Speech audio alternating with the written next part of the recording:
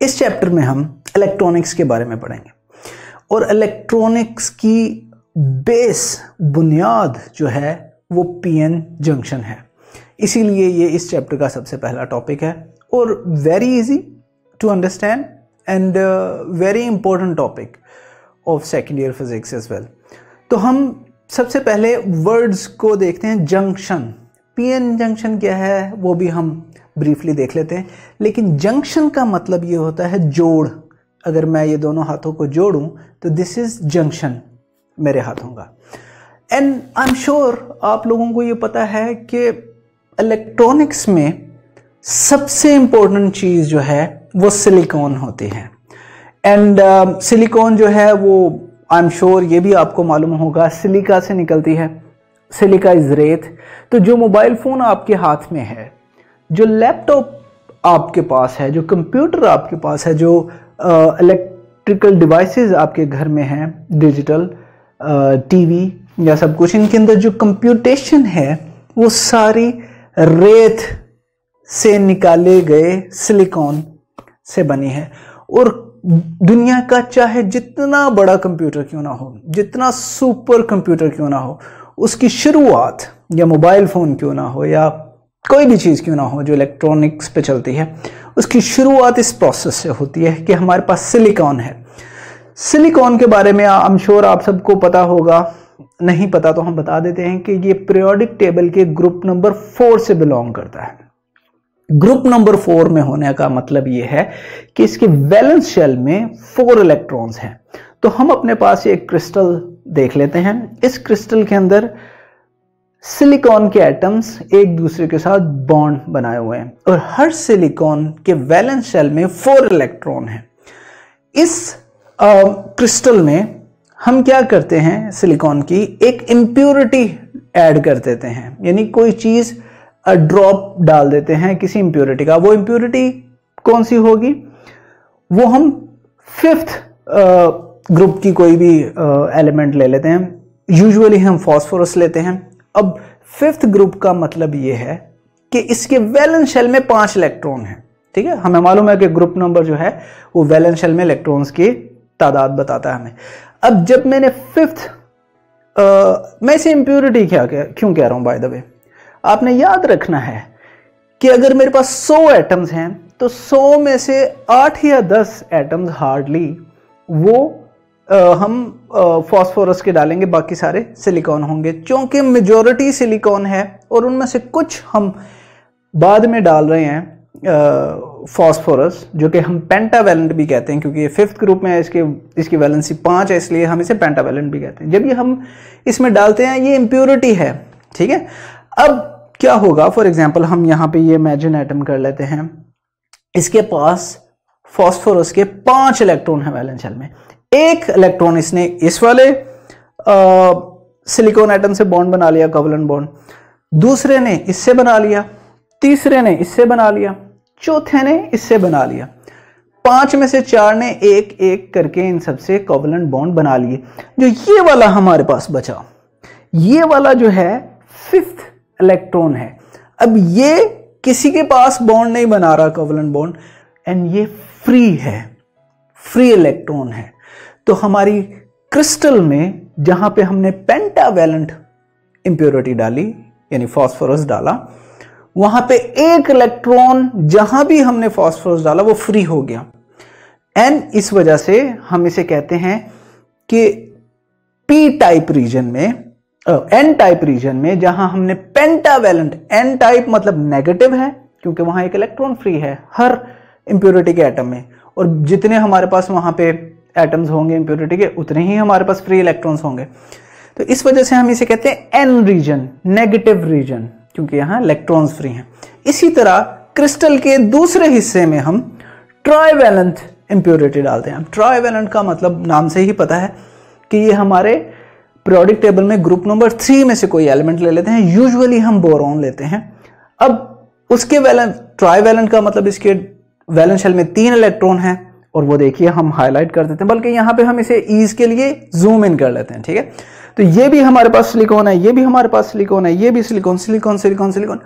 सिर्फ जो बीच में एक एटम है ये हमारा 3rd ग्रुप का एलिमेंट है। थर्ड का मतलब इसके वैलेंस शेल में 3 इलेक्ट्रॉन है, तो वो एक ने ऊपर वाले एटम सिलिकॉन के एटम के साथ बॉन्ड बना लिया, दूसरे वाले ने इस वाले सिलिकॉन के साथ एटम इलेक्ट्रॉन कोवलेंट बॉन्ड बना लिया, एंड तीसरे ने ये नीचे वाले के साथ बना लिया। तो यहां पे क्या हुआ, इस सिलिकॉन का तो एटम मौजूद है, लेकिन क्योंकि इसके पास चौथा कोई इलेक्ट्रॉन है ही नहीं, तो यहां चौथे इलेक्ट्रॉन की जगह खाली बच गई। खाली जगह को इंग्लिश में होल कहते हैं। अब तो ये हमारे पास यहां पे जहां क्रिस्टल के उस हिस्से में जहां हमने ट्राइवैलेंट इंप्योरिटी डाली, ट्राइवैलेंट का मतलब थर्ड ग्रुप वाले में से डाली, वहां पे एक होल बच गया जहां उसके एटम्स गए। अब होल, अगर मैं आपसे पूछूं कि मैं अगर कहूं किसी जगह अंधेरा नहीं है, तो इसका मतलब होगा वहां रोशनी है, यानी absence of darkness is light.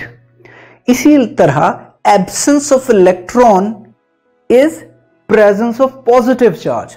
क्योंकि यहां नेगेटिव चार्ज नहीं है, इलेक्ट्रॉन नहीं है और इलेक्ट्रॉन पर नेगेटिव चार्ज होता है, तो यहां पर हम अज्यूम करते हैं पॉजिटिव चार्ज है। एब्सेंस ऑफ इलेक्ट्रॉन, क्योंकि ये होल है, हमने देख लिया होल है, absence of electron is positive charge. तो अभी हम आगे से पॉजिटिव चार्ज ही कंसीडर करेंगे। तो अब तक की डिस्कशन को अगर मैं कंक्लूड करूं, उस रीजन में जहां पे मैंने ट्राइवैलेंट इंप्योरिटी डाली थी सिलिकॉन के क्रिस्टल में, वहां पे पी रीजन बन गया, पॉजिटिव रीजन बन गया, क्योंकि वहां होल्स होंगे, होल्स का मतलब पॉजिटिव चार्ज, हम देख चुके हैं। इसी तरह क्रिस्टल का वो हिस्सा जहां नेगेटिव फ्री नेगेटिव इलेक्ट्रॉन्स मौजूद हैं, क्योंकि वहां हमने पेंटावैलेंट इंप्योरिटी डाली थी, तो हम उसे एन यानी नेगेटिव रीजन कहेंगे।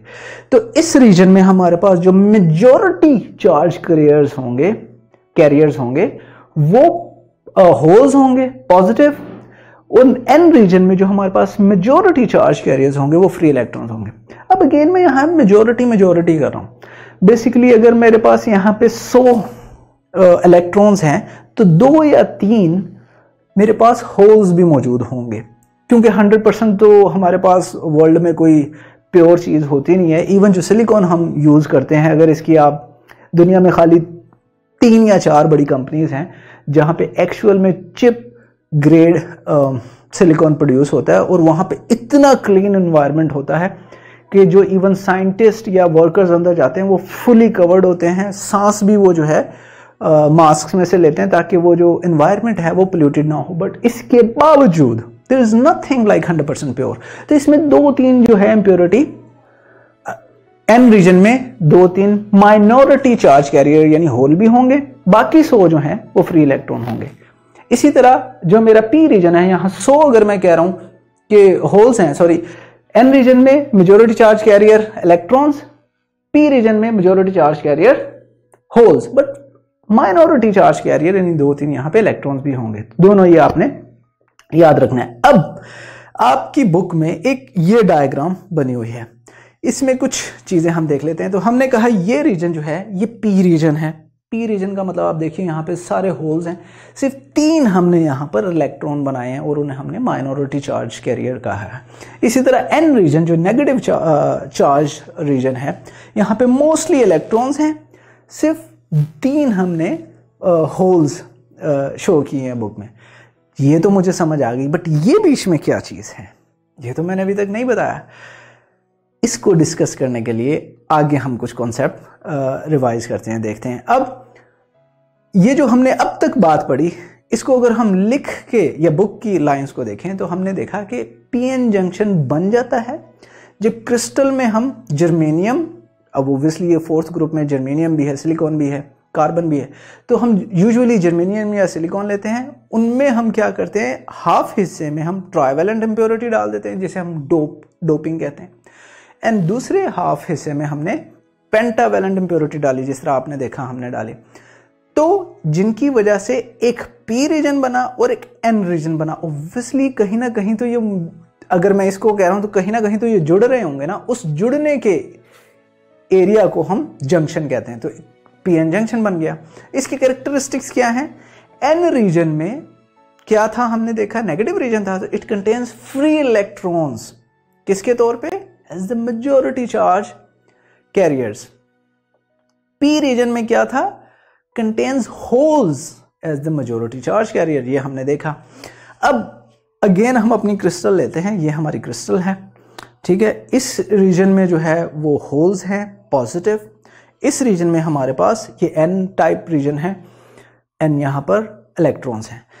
अब ये वो मोमेंट है जैसे ही मैंने इम्प्योरिटी डाली तो यहाँ पे इस हिस्से में इलेक्ट्रॉन आ गए, इस हिस्से में होल्स बन गए।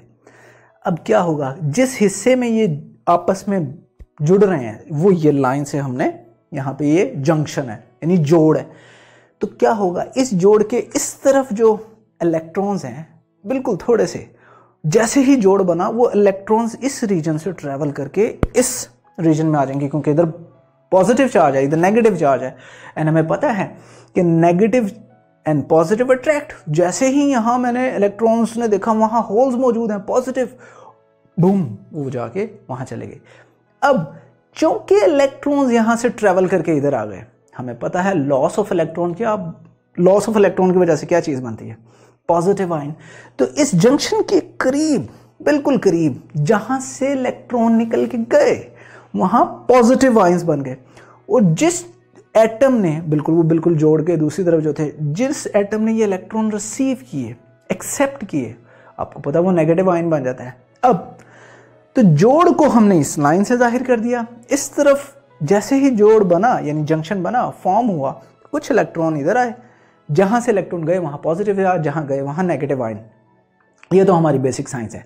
अब क्या होगा, जो नेगेटिव आयंस हैं जंक्शन के पी टाइप रीजन में, ऑब्वियसली इधर ही होंगे ना, क्योंकि इलेक्ट्रॉन इधर आए हैं पॉजिटिव साइड में, तो ये जो नेगेटिव चार्ज हैं ये एक इलेक्ट्रिक फील्ड बनाएंगे, जिसको हमने इनको सेम कलर दिया और वो उधर भी सेम कलर। तो क्या होगा, इस इलेक्ट्रिक फील्ड की वजह से इन पे नेगेटिव चार्ज है और इलेक्ट्रॉन्स पे क्या चार्ज होगा, नेगेटिव चार्ज होगा, तो वो जो है इस जंक्शन से दूर हट जाएंगे, यानी वो जो ट्रांसफर ऑफ इलेक्ट्रॉन्स था अब वो रुक जाएगा, क्योंकि अब दूसरी तरफ नेगेटिव है और उस नेगेटिव आयन की एक इलेक्ट्रिक फील्ड है, और हमें पता है नेगेटिव एक दूसरे को रिपेल करते हैं, इस वजह से ये इलेक्ट्रॉन्स रिपेल हो जाएंगे। लेकिन एट द सेम टाइम एक और चीज़ भी तो हुई है, जहाँ से इलेक्ट्रॉन्स निकल के गए हैं वहाँ पॉजिटिव आयंस बने हैं। याद रखिएगा इस रीजन में होल्स हैं, आयंस नहीं है, इस रीजन में इलेक्ट्रॉन्स हैं, आयंस नहीं है, बट जो हमारा जंक्शन के आसपास थोड़े से लेयर्स हैं या एटम्स हैं, अब वो आयंस बन गए हैं। तो जो पॉजिटिव आयन है वो एक इलेक्ट्रिक फील्ड बनाएंगे, और ये जो होल्स हैं ये इनसे रिपेल होंगे, पॉजिटिव एक दूसरे को रिपेल करते हैं।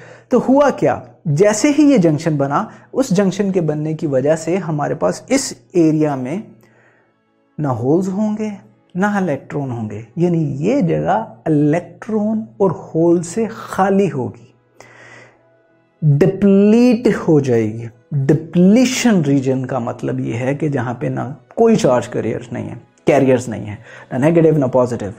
अब तो ये जो जंक्शन है इसकी सराउंडिंग में ये डिप्लीशन एरिया बन गया।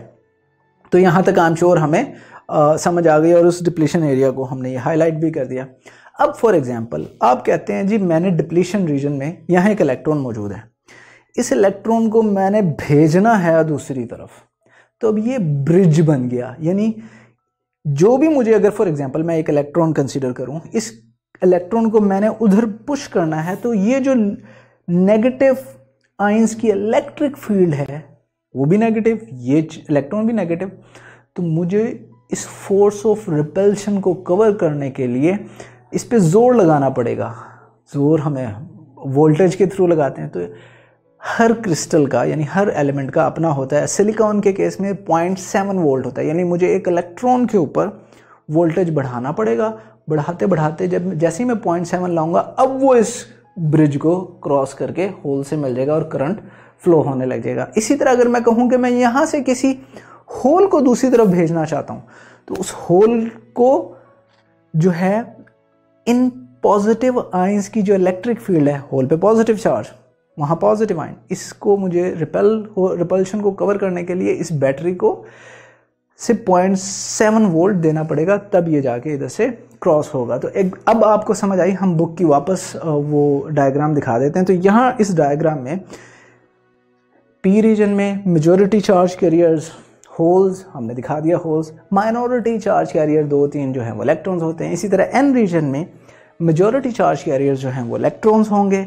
माइनॉरिटी चार्ज कैरियर्स 2-3 होल्स होंगे। और जो ये बीच का रीजन है जहाँ पे आइंस हैं, कौन से? Positive ions and negative ions. तो एन रीजन में पॉजिटिव आइंस हैं और पी रीजन में नेगेटिव आइंस हैं।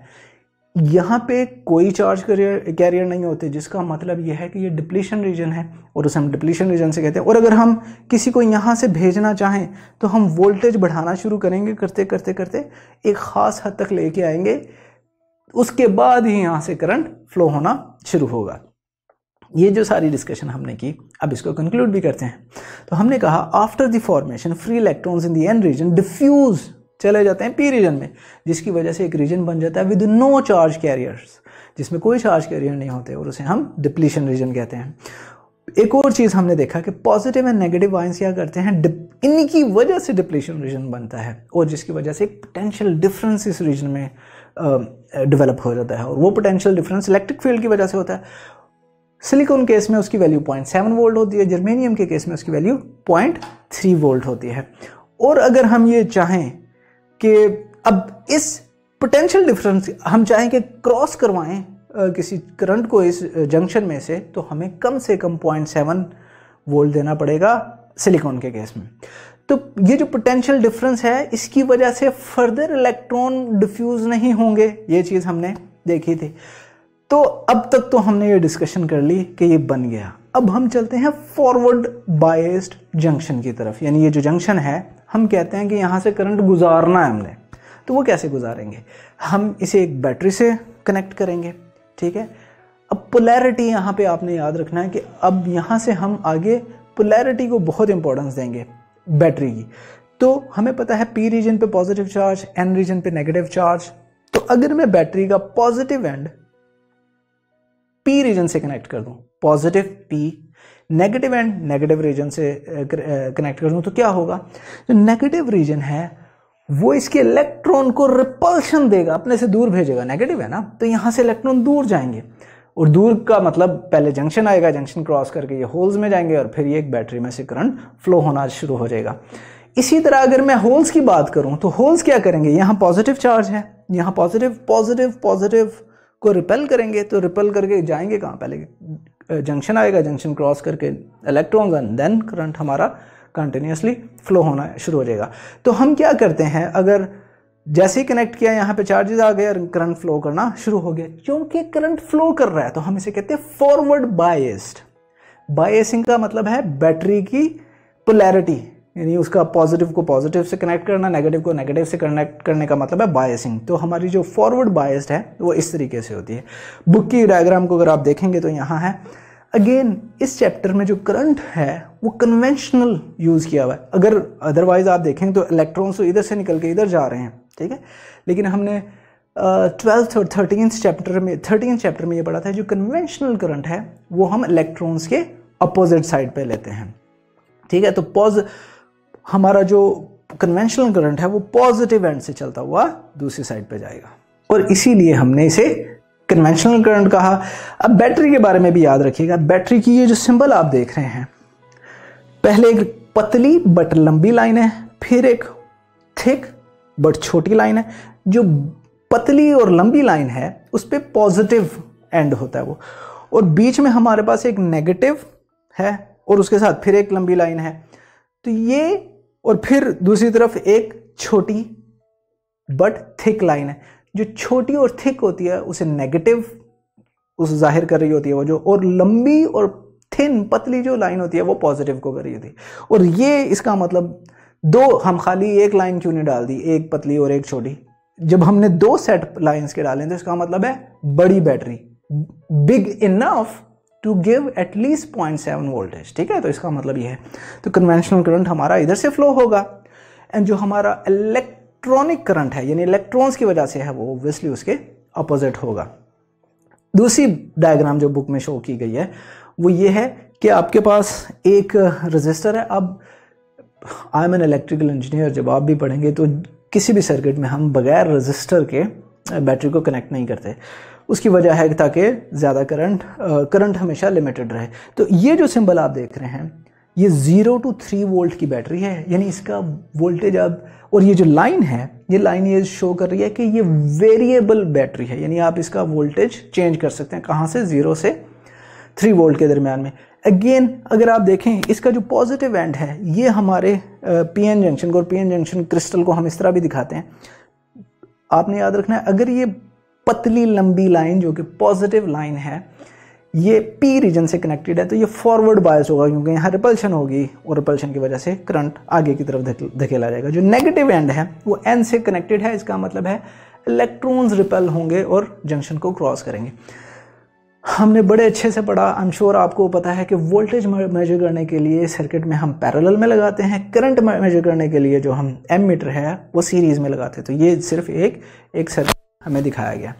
नेक्स्ट जो चीज़ हम डिस्कस करते हैं वो है ग्राफ। ग्राफ में क्या होता है, हमने यहाँ पे ले लिया, आप देखिए 20 मिली एम्पेयर से 40 मिली एम्पेयर या 60 मिली एम्पेयर, ये हमारा करंट को जाहिर कर रहा है, और यहाँ पे हमने हॉरिजॉन्टल एक्सिस पे वोल्टेज ले लिया। जब हमारा वोल्टेज 0.1 था तो अभी उसे इतना पुश मिला ही नहीं है कि वो करंट बढ़ जाता। फिर हम वोल्टेज 0.2 करते हैं, कोई करंट नहीं, 0.3 करते हैं, कोई करंट नहीं, 0.4 करते हैं, कोई करंट नहीं, 0.5 पे थोड़ा सा आने लगे, 0.6, 0.7, जैसे 0.7 आता है अब बहुत सारे जो हैं इलेक्ट्रॉन्स नेगेटिव एंड से एंड होल्स पॉजिटिव एंड से क्रॉस कर जाएंगे जंक्शन को, जो हमारा करंट है वो एकदम शूट कर जाएगा। यानी थोड़ा सा करंट वोल्टेज 0.7 से ज़्यादा ही जैसे बढ़ाएंगे तो हमारे करंट में बहुत ज़्यादा चेंजेस आ गए। तो ये हम स्लोली करते हैं यहाँ पर करंट हम फॉरवर्ड बायस डायरेक्शन में पीएन जंक्शन में से गुजारना शुरू हो गए। इसे हम डायोड कहते हैं, ऑब्वियसली इसके 2 एंड हैं एंड जो कनेक्टेड हैं। तो कुछ और बातें अब हमने जो सीखी वो पढ़ भी लेते हैं कि forward biased PN junction occurs when an external potential difference is applied, और इस तरह अप्लाई किया जाता है कि P side is positive, N side is negative, जिसकी वजह से क्या होता है एनर्जाइज हो जाते हैं फ्री इलेक्ट्रॉन जो एन रीजन में है, और होल्स जो कि पी रीजन में है। इस एनर्जाइजेशन की वजह से जब उन्हें एनर्जी मिलती है तो अब वो क्या करते हैं उस पोटेंशियल बैरियर का मतलब होता है रुकावट को सरपास कर जाते हैं, तो a current flows across the PN junction. अब हमने ग्राफ में देख लिया था कि किस तरीके से वोल्टेज बढ़ाने की वजह से हमारा करंट एकदम शूट कर गया था। तो बिकॉज जो फॉरवर्ड बायस्ड वोल्टेज है उसको अगर हम फॉरवर्ड बायस्ड करंट से डिवाइड करते हैं तो जो हमें मिलेगी वो रेजिस्टेंस मिलेगी। एंड आपने देखा 0.7 के बाद बहुत तेज़ी से करंट ऊपर गया, तो इसका मतलब है जो हमारी रेजिस्टेंस है फॉरवर्ड बायस के केस में थोड़ी होगी, ओनली फ्यू ओहम्स होगी। अब हमने फॉरवर्ड बायसिंग की बात कर ली, अब हम रिवर्स बायसिंग की भी बात कर लेते हैं। रिवर्स बायसिंग में क्या होता है, अगेन ये हमारी क्रिस्टल है, ये हमारा जंक्शन है, ये पी रीजन है जहाँ पे होल्स हैं, ये एम रीजन है, नेगेटिव इलेक्ट्रॉन्स हैं। इसे अब हम उल्टा कर देते हैं, यानी बैटरी का जो नेगेटिव एंड है वो पी साइड पे कनेक्ट कर देंगे और जो पॉजिटिव साइड है वो एन रीजन पे कनेक्ट कर देंगे। तो क्या होगा, यहाँ नेगेटिव चार्ज है, यहाँ होल्स हैं, होल्स पे पॉजिटिव चार्ज है। अब ये मुझे बताइए क्या ये दूर जाएंगे, जंक्शन की तरफ जाएंगे या उस बैटरी की तरफ जाएंगे? ऑब्वियसली बैटरी इन्हें अट्रैक्ट कर लेगी, सारे होल जो हैं इस नेगेटिव एंड की तरफ आ जाएंगे, क्योंकि यहाँ पे हमारे पास अब नेगेटिव चार्ज है और पॉजिटिव एक दूसरे को अट्रैक्ट करते हैं। इसी तरह अगर हम दूसरी साइड पे चले जाएं जहाँ पे हमारा पॉजिटिव एंड कनेक्टेड है, यहाँ पे पॉजिटिव चार्ज आ गया, जो इलेक्ट्रॉन है इससे दूर तो नहीं जाना चाहेंगे, इसकी तरफ ही आना चाहेंगे, जिसकी वजह से इसकी तरफ अट्रैक्शन आएगी, तो हमारा जो डिप्लीशन रीजन है वो और बड़ा हो जाएगा। अब रिवर्स बायस्ड जंक्शन में या रिवर्स बायस्ड जंक्शन में जब हम ये पोलैरिटी देंगे कि नेगेटिव रीजन को पॉजिटिव से कनेक्ट करते हैं, पॉजिटिव को नेगेटिव से, तो कोई करंट नहीं गुजरेगा।